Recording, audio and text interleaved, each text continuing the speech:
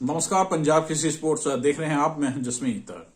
आज यहां पर बात रिद्धिमान साहा की होगी। रिद्धिमान साहा इस वक्त चर्चा का विषय बने हुए हैं। जी हां, साहा ने बीते दिनों एक सोशल मीडिया पर पोस्ट डाली थी जिसके कारण कई बड़े क्रिकेटर उनकी ओर आ गए हैं, उनका समर्थन कर रहे हैं। माना यह जा रहा है सोशल मीडिया पर कि साहा को एक पत्रकार की ओर से इंटरव्यू ना देने के एवज में धमकाया जा रहा था। साहा ने इस बात का जो पत्रकार द्वारा जो मैसेज भेजे गए थे उसका जो एक स्क्रीनशॉट था सोशल मीडिया पर शेयर कर दिया और साथ ही लिखा कि क्या यही जर्नलिस्ट और मैं जितनी साल क्रिकेट खेला हूं, क्या मैं ये चीजें डिजर्व करता हूं। तो साहा की पोस्ट के बाद कई जो बड़े स्टार है क्रिकेट जगत से जुड़े हुए बड़े स्टार, जिसमें सुरेश रैना का नाम है, प्रज्ञान ओझा का नाम है, इसके अलावा भारतीय टीम के पूर्व कोच जो हैं रवि शास्त्री ने भी इस पर खुलकर अपनी बात कही थी और उन्होंने साफ तौर पर कहा था कि ऐसा किसी भी खिलाड़ी के साथ नहीं होना चाहिए। अगर किसी पत्रकार ने ऐसा किया है तो उस पर सख्त कार्रवाई होनी चाहिए।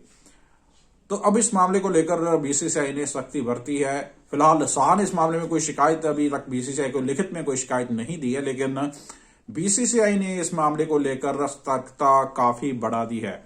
उन्होंने साफ तौर पर कुछ नई जो गाइडलाइंस है, जो मीडिया गाइडलाइंस है, वो जारी की हैं, जिसमें उन्होंने साफ तौर पर कहा है कि कोई भी पत्रकार किसी भी क्रिकेटर को जो कि अनुबंधित है, जी हां, जो बीसीसीआई की ओर से जिन्हें कॉन्ट्रैक्ट दिया गया है, उससे सीधी बात नहीं कर सकता।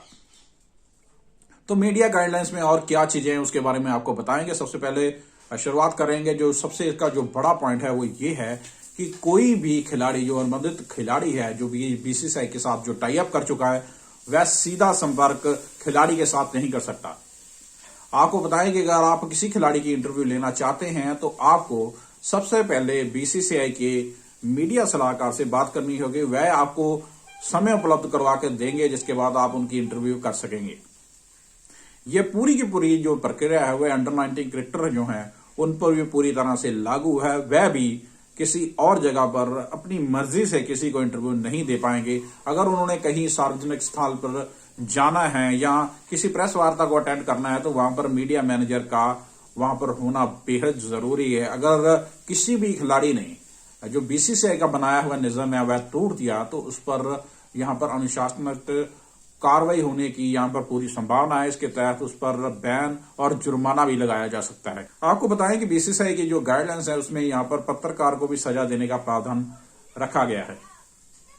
अगर कोई पत्रकार इस गाइडलाइंस को तोड़कर बार बार किसी प्लेयर को अप्रोच कर रहा है, इंटरव्यू के लिए बार बार अप्रोच कर रहा है, लेकिन उसके बाद जो खिलाड़ी मना कर रहा है, तो बीसीसीआई को पता चलने पर उस पत्रकार का बीसीसीआई 1 साल के लिए बाइकआउट कर सकती है।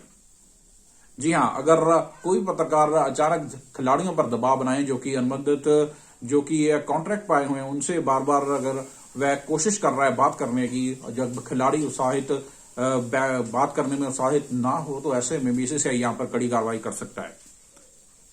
तो आपको बताएं कि साहा का जब पूरा प्रकरण इस समय चर्चा का विषय बना हुआ है, यह मामला इसलिए सामने आया था क्योंकि बीते दिनों ही जब टीम इंडिया की जो श्रीलंका के खिलाफ सीरीज होनी, टेस्ट सीरीज होनी है, उसकी जो टीम घोषित हुई थी उसमें रिद्धिमान साहा का नाम नहीं था। साहा की अगर बात की जाए तो काफी लंबे समय से भारतीय क्रिकेट का हिस्सा रहे हैं, तो उम्मीद यह थी कि श्रीलंका के खिलाफ ऋषभ पंत के साथ वह सेकंड विकेट कीपर के तौर पर वहां पर मौजूद रहेंगे, लेकिन इस बार जो टीम घोषित की गई है उसमें उनका नाम नहीं है।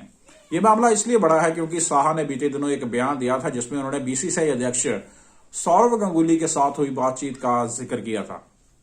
यहां पर साहा की अगर बात की जाए तो उन्होंने साफ तौर पर कहा था कि कानपुर में जो टेस्ट मैच के दौरान उन्होंने 61 रन की पारी खेली गई थी, उनके बाद बीसीसीआई अध्यक्ष गांगुली ने उनसे साफ तौर पर कहा था कि जब तक वह बीसीसीआई के अध्यक्ष हैं तब तक उन्हें टीम में अपनी जगह को लेकर कोई डाउट नहीं होना चाहिए। साहा ने साफ तौर पर कहा कि मुझे आश्वासन दिया गया था कि टीम में मेरी जगह पक्की है, सुनिश्चित है, लेकिन इसके बावजूद अचानक क्या हो गया वो समझ से परे हैं। यही नहीं, सौरव गांगुली के बाद कोच राहुल द्रविड़ का जिक्र भी साहा की जुबान पर आया।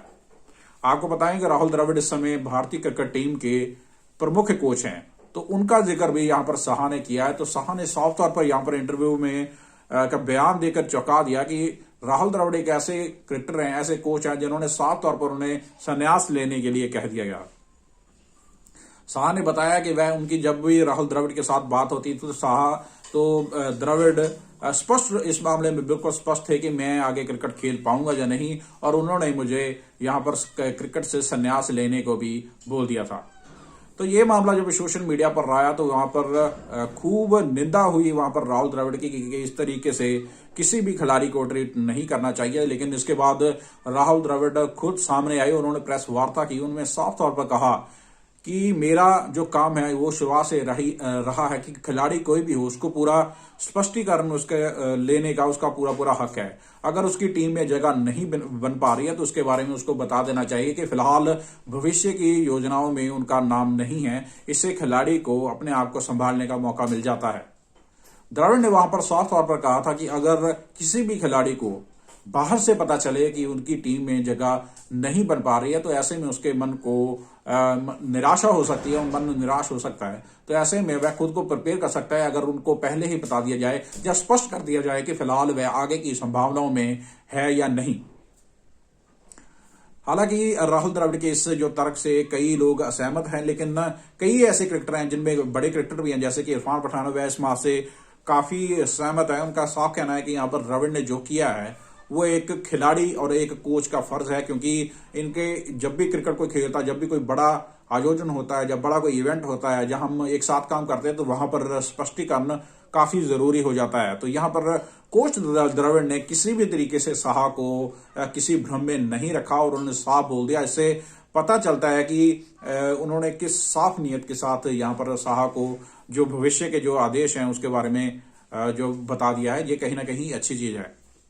आपको बता दें कि बीसीसीआई लगातार ऐसे मामलों को लेकर जब भी कंट्रोवर्सी कोई होती है तो उसको लेकर काफी सतर्क रहता है और बड़ी तेजी के साथ और सख्ती के साथ कार्रवाई करता हुआ नजर आता है।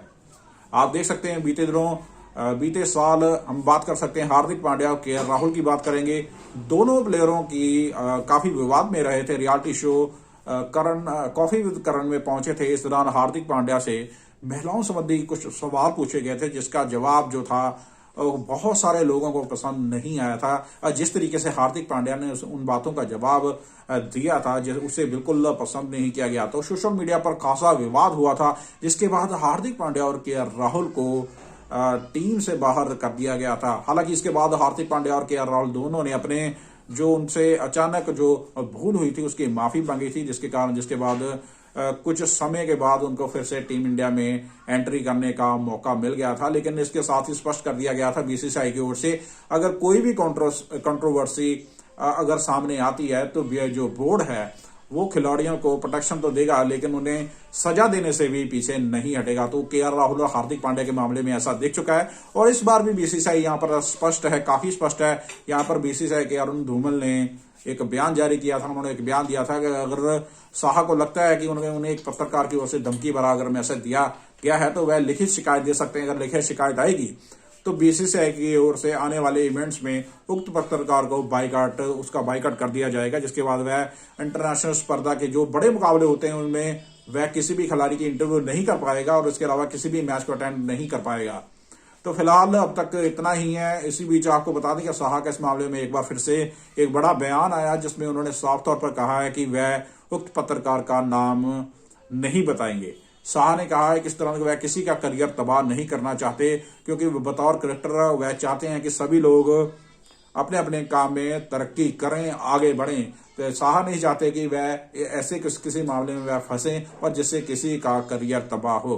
तो फिलहाल साहा की ओर से काफी स्पष्टीकरण आ चुके हैं, लेकिन इस जो मामला है जो अभी भी सोशल मीडिया पर चर्चा का विषय बना है, उम्मीद यही है कि साहा के बयान के बाद ये जो मामला है काफी थमेगा। हालांकि अब साहा बीसीसीआई के पास जाते हैं, शिकायत करते हैं, उसको लेकर भी उन्होंने काफी चीजें स्पष्ट कर दी हैं। लेकिन ये मामला किस ओर आगे बढ़ता है इसकी ओर नजर रहेगी। लेकिन हाल फिलहाल जो सूचनाएं आ रही हैं उससे ये मामला अब ठंडे बस्ते में जाता हुआ नजर आ रहा है। तो फिलहाल ये थी साहा पर एक रिपोर्ट। आप इसी तरह बने रहिए पंजाब केसरी स्पोर्ट के साथ।